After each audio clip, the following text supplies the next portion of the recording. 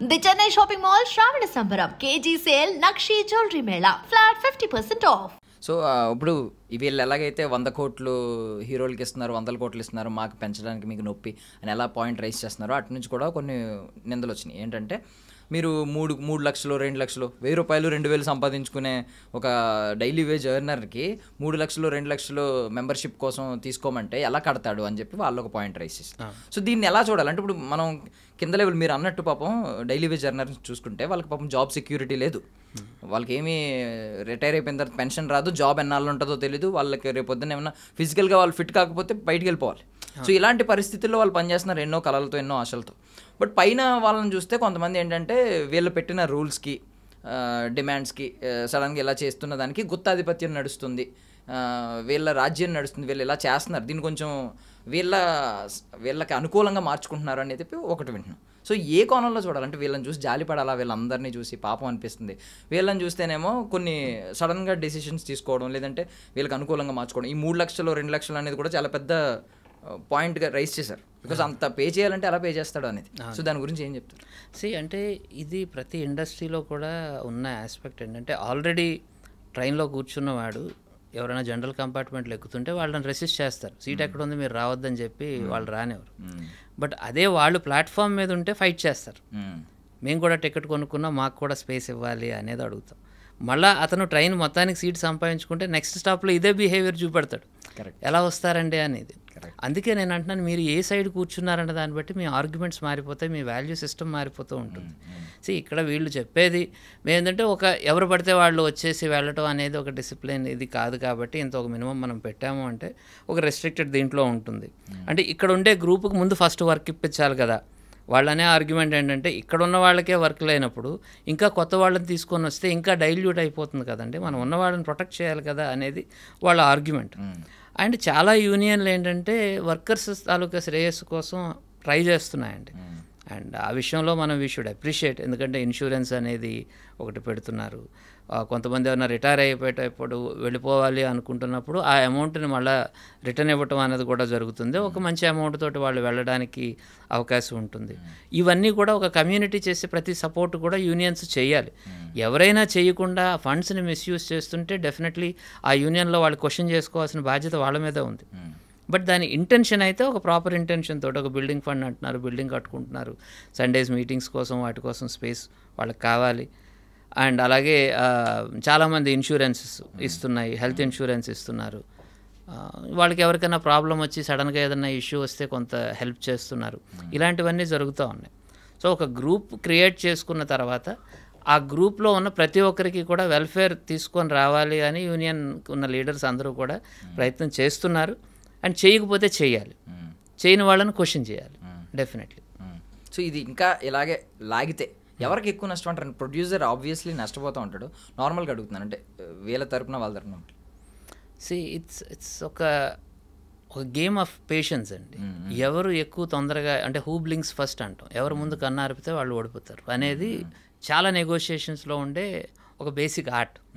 ఎవరు ముందు సరే చెప్పు ఏమిటి అన్నారు అంటే వాళ్ళు ఇదవుతారు, ఎవరు ఎన్ని రోజులు హోల్డ్ చేయగలుగుతారు అనేది ఇక్కడ game. So post corona scenario చాలా చేంజ్ అయింది, ఎందుకంటే ఇంతకుముందు ఎప్పుడు చూడనివి చాలా చూసింది ఇండస్ట్రీ. ఓకే, కొన్ని నెలలు సినిమా షూటింగ్లు లేకపోవడం చూశారు, వాళ్ళు చూశారు, వీళ్ళు చూశారు. So it's a tough time actually ఒక రకంగా, ఎందుకంటే పేషెంట్స్ తాలూకా లెవెల్స్ ఎక్స్పాండ్ అయ్యాయి. ఒక టైంలో ఒక 5 రోజుల తర్వాత గిలగిలాడిపోయేవాళ్ళు, మనం అసలు ఏమీ లేదు 2 నెలలు 3 నెలలు వర్క్ లేకుండా కూడా ఉన్నారు. అలాంటిది కూడా చూశారు. కాబట్టి మేబీ ఇది కొంచెం ఎక్స్టెండ్ అయ్యే ప్రమాదం ఉందండి, because once you have seen it అది. బట్ యాక్చువల్లీ ఎక్కడో ఒక దగ్గర ప్రొడ్యూసర్స్ అనుకోండి, ఎందుకు వాళ్ళ స్టేక్స్ ఎక్కువగా ఉంటాయండి. ప్రొడ్యూసర్కి ఉండే ప్రాబ్లం ఏంటంటే వాళ్ళ కాల్ షీట్లు కానీ వాళ్ళ ఇది కానీ ఆల్రెడీ ఆర్టిస్టుల డేట్స్ కానీ ఇవన్నీ ఉంటాయి. కాబట్టి ఆల్రెడీ స్టార్టింగ్లో ఉన్న ప్రొడ్యూసర్ వర్క్ జరుగుతుంటే ప్రొడ్యూసర్ తాలూకు మైండ్ సెట్ ఒకలా ఉంటుంది, ఏదో ఒకటి చేసి సెటిల్ చేసేయండి అంటాడు. ఇంకా స్టార్ట్ చేయని వాడు మాత్రం చాలా స్ట్రాంగ్గా ఉంటాడు, అలా ఎలా కుదురుతుందండి, అసలు మనం తగ్గకూడదండి అని. నేను చెప్పాను కదా, మీరు ఏ ప్లేస్లో ఉన్నారు అన్న దాన్ని బట్టి మీ వాల్యూ సిస్టమ్ మారిపోతూ ఉంటుందండి. సో అది ఇష్యూ అండి. ఇక్కడ ఉన్నవాళ్ళు ఎవరు ఎక్కువ వీక్గా పడతారు రాబోయే రోజుల్లో, హూ బ్లీడ్స్ ఫాస్ట్, ఎవరు తొందరగా ఎక్కువ బ్లీడ్ అయ్యారు, ఇంకెప్పుడు ఎవరు ఓపిక చచ్చిపోయింది అంటే వాళ్ళు నెగోషియేషన్ టేబుల్కి తొందరగా వస్తారు. అండ్ రెండో వాళ్ళు ఆ అడ్వాంటేజ్ తీసుకుంటారండి. ఇట్స్ క్వైట్ కామన్ అండి. ఇట్స్ నాట్ ఈ సినిమా గురించే కాదు, దేని గురించి కాదు, it's common in the negotiation in any part of the world. అది సో ఇప్పుడు ఎక్కడైనా మనం బేసిక్గా నిర్మాత అనేవాడు ఉండాలి, లేకపోతే అన్ని కళలుగానే మిగిలిపోతాయి. డెఫినెట్లీ అండి, ఇలా కళలన్నీ సాకారం అవ్వాలంటే నిర్మాత. సో నిర్మాతకి సహకారం అందించాలంటే గవర్నమెంట్ నుంచి ఏమన్నా ఒక సపోర్ట్ వస్తే బాగుంటుంది. అంటే ఏదైనా భరోసా కానీ, ఇప్పుడు నార్మల్గా మనం ఎలా ఇన్సూరెన్స్ చేయించుకుంటాం అలాగే ఒక cinema insurance something, cinema result ఎలా అయినా లేదంటే ఒక సబ్సిడీ ఇవ్వడము, ఇక్కడ చేస్తే ఇలా సబ్సిడీ, ఇలాంటివి ఏమైనా జరిగితే బాగుంటుంది. ఏదైనా ఒక ఇలాంటి ప్రోగ్రామ్స్ ఏమైనా లాంచ్ చేస్తే బాగుంటుందని మీరు ఏమైనా అనుకుంటున్నారు? ఏదన్నా ఒక ఇండస్ట్రీ బాగా బాగా లో దీంట్లో ఉన్న టైంలో ఈ సబ్సిడీస్ అనేవి ఇన్సెంటివ్ ఇవ్వాల్సిన అవసరం ఉంటుందండి. బట్ ప్రపంచంలో ఆల్మోస్ట్ ఒక పెద్ద ఇండస్ట్రీగా ఎదగాలి అని ట్రై చేస్తున్న టాలీవుడ్లో అలాంటి భేదార్పులకు అవకాశం లేదు. You can say that. సినిమాలు తీయడం డబ్బులు లేవండి, మీరు సపోర్ట్ ఇవ్వండి అన్నప్పుడు 500 కోట్లు అంటారు, 1000 కోట్లు అంటారు, మీకేంటి ప్రాబ్లం అన్నది it's quite a logic. And ఒక 300-400 సినిమాలు తీయగలుగుతున్న ఒక ఇండస్ట్రీలో దీన్ని అసలు సినిమాలే లేవు, ఈ లాంగ్వేజ్ చచ్చిపోతుంది, మీరు తీయండి సినిమాలు బాబు అని చెప్పి ఏదో ఇస్తే ₹1 కోటి ఇస్తున్నాం అనేది. చిల్డ్రన్ ఫిల్మ్కి సబ్సిడీ ఇస్తామని చెప్పారు, ఎంతో ప్రతి ఒక్కరు స్టేజ్ని వాడుకున్నారు, ప్రతి ఒక్కరు కూడా చాలా గొప్పగా చెప్పారు చిల్డ్రన్ ఫిల్మ్ సబ్సిడీస్ ఇస్తున్నాం ఇవన్నీ. ఒక్క సినిమా కూడా పూర్తిగా ఇచ్చిన పాపాన్ని పోలేదు ఏ గవర్నమెంట్ కూడా. బికాస్ వాళ్ళ ప్రియారిటీలో ఇది లాస్ట్లో ఉంటుంది బడ్జెటరీ. పాపం గవర్నమెంట్ రన్ చేసేవాళ్ళు ఒక ఇల్లు రన్ చేస్తుంటేనే ఒక నెల తిరిగేసరికి టెన్షన్ వచ్చేస్తుంది, 1వ తేదీ వచ్చేస్తుంది అద్దెలు కట్టాలని. అలాంటిది గవర్నమెంట్లు రన్ చేసేవాళ్ళు, వాళ్ళకి ఇది లాస్ట్ ప్రియారిటీలో ఉంటుంది ఫిల్మ్ అనేది. మీ బాధలేవో మీరు పడండి, మీరు ఏమన్నా సినిమాలు ఆడితే ఆ 18% GST మాకు ఇవ్వండి అనే ఆలోచనే తప్ప దీనికి ఏదో చేయాలి అనే దీంట్లో గవర్నమెంట్ ఇనిషియేటివ్ తీసుకొని ముందుకు వస్తుందని నేనైతే అనుకోనండి. కొన్ని పెద్ద బ్యానర్స్ ఉన్నాయి, లైక్ తెలుసు అంటే పేర్లు ఎందుకు మెన్షన్ చేయడం, కానీ ఇప్పుడు మీరు అన్న 500 కోట్లు 100 కోట్లు ఇలాంటివన్నీ వాళ్ళని చూసే చెప్తున్న మాటలు, కలెక్షన్స్ కానీ.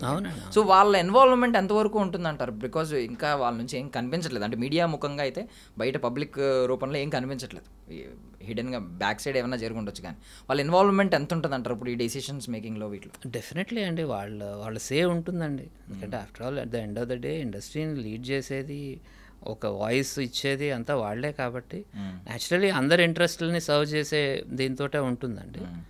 బట్ నేను అన్నాను కదా, ఇప్పుడు ఎవరు ఎక్కువ సినిమాలు ఫ్లోర్స్లో ఉన్నాయో వాళ్ళు ఎక్కువ డెలికేట్గా ఫీల్ అవుతూ ఉంటారు. ఒక్కరోజు షూటింగ్ డిస్టర్బెన్స్ అయినా కానీ ల్యాక్స్లో లాస్ అవుతుంది ప్రొడ్యూసర్స్కి. ఒకవేళ వర్కర్స్కి వర్క్ రాకపోతే ఆ రోజు రావాల్సిన 1500 2000 రాదు, అంతవరకే తప్ప వీళ్ళకి ల్యాక్స్లో లాస్ అవుతారండి. అది కూడా ఒక ఇండివిజువల్ అనబడే ఒక ప్రొడ్యూసరు ఒక రోజు షూటింగ్ డిస్టర్బ్ అవ్వడం వల్ల ఒక 25 lakhs ఆర్టిస్ట్ డేట్లు దొరకపోవటం అనేది it's going to be very very damaging అండి. ఒక్కరోజు షూట్ క్యాన్సిల్ అవ్వటం వల్ల ఒక సినిమా ఆల్మోస్ట్ 3-4 నెలలు పోస్ట్ పోన్ అయిన సందర్భం నాకు తెలుసు. ఎందుకంటే కాంబినేషన్ సెట్ చేయడం అంత డిఫికల్ట్ అవుతుంది. ఎందుకంటే అన్ని లాంగ్వేజెస్ నుంచి ఆర్టిస్టులను తీసుకొని వచ్చి వాళ్ళని ఇక్కడ ఉంచి స్టే అకామిడేషన్ అన్నీ ఇచ్చి అలాంటి వాటి తరగతి కాంబినేషన్ మిస్ అయితే మళ్ళీ ఇంకొక రోజు వీళ్ళందరినీ ఒక దగ్గరికి తీసుకురావటం చాలా పెద్ద డీల్ అండి అది. సో వాళ్ళు డెఫినెట్గా దాని గురించి స్టెప్స్ తీసుకుంటారు అండ్ నథింగ్ విల్ స్టాప్ అండి as such. The show must go on అన్నట్టు ప్రతి పని జరుగుతూ ఉంటుందండి. ఎవరు చేయాల్సిన స్కేల్లో వాళ్ళు చేస్తూ ఉంటారు, దాన్ని అయితే డెఫినెట్గా ముందుకు తీసుకెళ్తారు. I think it is just ఒక చిన్న స్టేల్మేట్ వచ్చింది, ఒక 2-3 డేస్కి వచ్చింది, డెఫినెట్గా సాల్వ్ అవుతుంది అనేది. ఇన్ని సంవత్సరాలు నేను చాలాసార్లు ఇలాంటి డిస్కషన్స్ నేనే చూశానంటే ఇంకా పెద్దవాళ్ళు సీనియర్స్ ఇంకా చాలా చూసే ఉండుంటారు, దాన్ని ఎక్స్పీరియన్స్ అయ్యి ఉంటారు. డెఫినెట్గా ఇది ఒక పాసింగ్ ఇష్యూ అన్నదే నా ఒపీనియన్ అండి. ఓకే, సో బేసికల్లీ ప్రతి ఒక్కరి మైండ్లో ఒక్కొక్క ఆలోచన ఉంటుంది. దీనికి సొల్యూషన్ ఏమని మీరు అనుకుంటున్నారు? మీ ఆలోచన ఏముందంటే ఎమికబుల్ సొల్యూషన్ ఏదో ఒకటి తీసుకోవడం.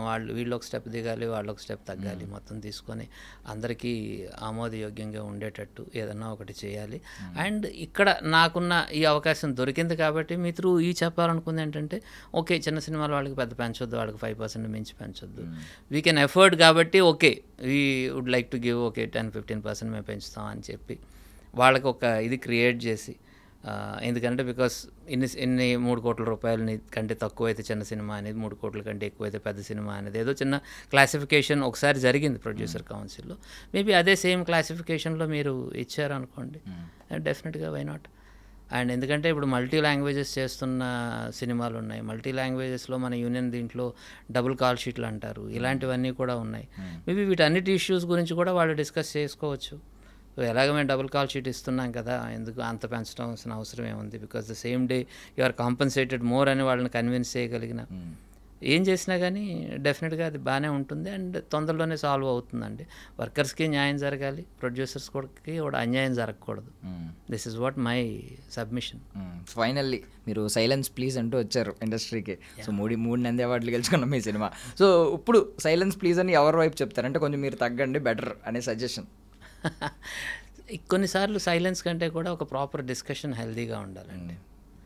అంటే ఎదుటివాడు బ్లీడ్ అయ్యే వరకు మనం ఆగాలి అనుకున్నప్పుడు సైలెన్స్ ప్లీజ్ కుదురుతుందేమో. నేను కామ్గా ఉన్నామంటే ఎదుటి వ్యక్తి బ్లీడ్ అయ్యాయి, ఫైనల్గా అతను రాజీకి వస్తాడు అనేది ఒక కాన్సెప్ట్ అవ్వచ్చు ఎవరిదైనా కానీ. బట్ అలాంటిది కాకుండా అందరం కలిసి ఉండవలసిన వాళ్ళు let us talk, why silence. Super super super sir. ప్రతిదీ అంటే మీరు కొన్ని మెటాఫర్స్ కొన్ని కొన్ని ఇన్సిడెంట్స్ని మ్యాచ్ చేసి చెప్పారు. ఆ ట్రైన్ ప్లాట్ఫామ్ మీద ఉన్నప్పుడు వాడు ఫైట్ చేస్తాడు, మళ్ళీ లోపలికి వచ్చిన తర్వాత వాడే మారిపోతాడు. చాలా సూపర్ అనమాట. అంటే నార్మల్ ఆడియన్కి కామన్ నా అలాంటి వ్యక్తికి కూడా అర్థమయ్యేలా చెప్పారన్నమాట. మీరు అద్భుతంగా చెప్పారు. Thank you so much sir for your valuable time. Thank you.